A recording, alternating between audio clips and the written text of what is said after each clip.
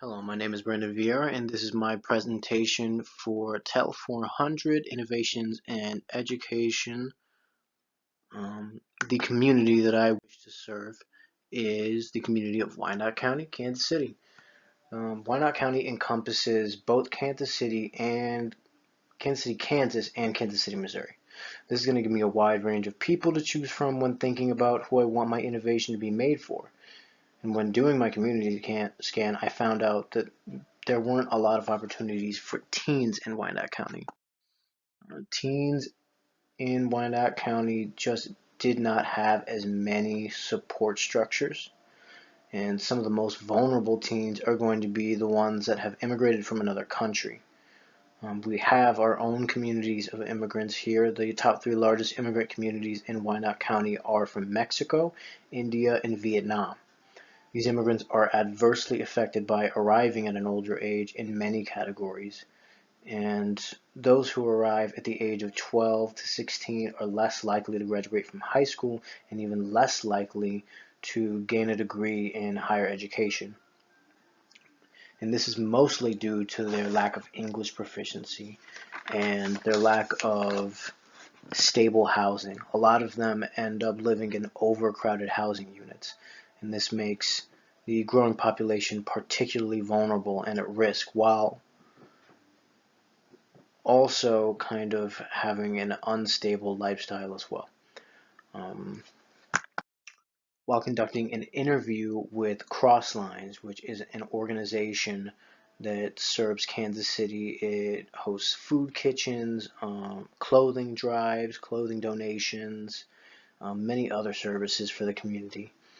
But I particularly focused on one of the aspects that interested me, and that was food drives. And this interested me because during the pandemic, they were able to find a way to continue to serve their community, even though at the time it became incredibly difficult to have a one-on-one kind of service for the community. During the worst of the coronavirus outbreak, they were able to kind of flex themselves into a position in which they could just kind of make a drive-through and hand deliver all of the food that those families needed. And this is kind of how I want my innovation to be. I need it to be accessible to anyone at any time. Adolescents are already going through a rough hormonal change or in a special point in their lives. They're finding themselves and forming their identities, and it's already hard enough, so this should be simple and accessible.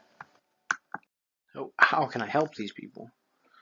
One thing I can do for them is give them a tool to kind of control what's going around them in their lives, and one of those tools are going to be understanding why everything around them is the way it is, and that is historical literacy.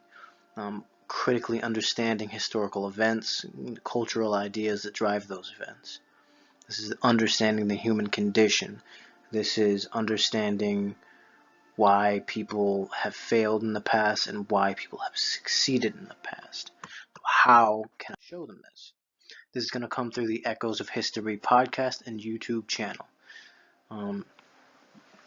This podcast is basically a podcast that breaks down historical events in meaningful ways. The first series of this innovation will be called The American Standard. The American Standard will break down pivotal moments in American history and hold the actions of past governments and individuals of power up to American ideals and beliefs. These beliefs will be guided by the original values and ideas of the Constitution and the Founding Fathers, as well as modern American ideals of freedom and the defense of democracy around the world. Some feedback I received about my innovation kind of led up to how I want to form it. So the format was very important. At first I kind of lacked an idea of where I wanted to go with it, and I really didn't have a specific thing that I wanted to focus on. And of course it always does have the possibility of being dry, boring, like a John Green video. After getting some feedback, one from my peers, I figured that I could just make a series. I could focus on American history for one series and then move on to another part of history and explore other topics. That's how I got the idea of the American Standard series. The possibility of different topics being covered is just something that I could not leave out of this. But I also needed to be entertaining. That's part of empathizing with my audience, with my end users. I have to realize that they're not as passionate about history as I might want them to be, and so there has to be some kind of draw, some kind of hook. I'm an educator. I'm an educator who aspires to expand my students' understanding of the world around them and how it came to be.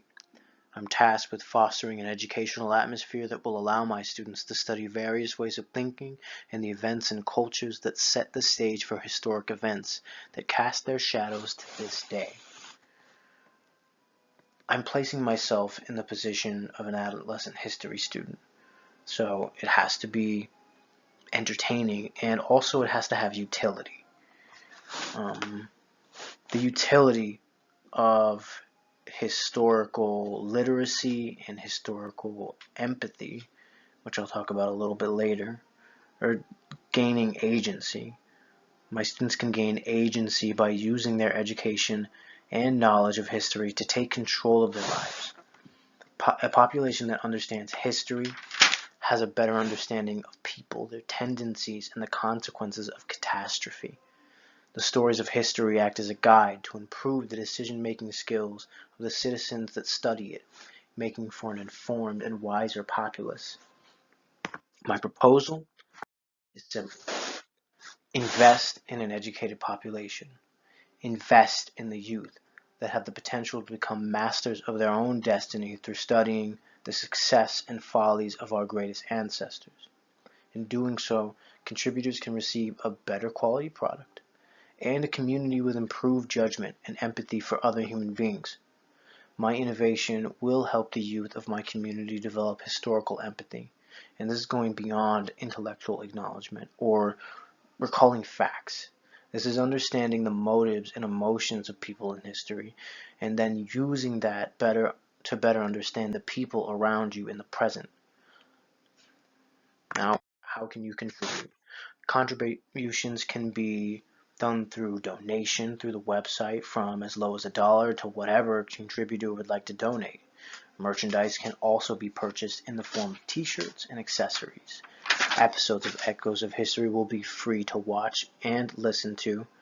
I got that from one of my inspirations, Dan Carlin, who has his podcast. Crowdfunding will also be available if there's an overwhelming desire for episodes to be released at an earlier than release date. This will make me a better and more creative educator and more empathetic from the study of history with the approach that I will take.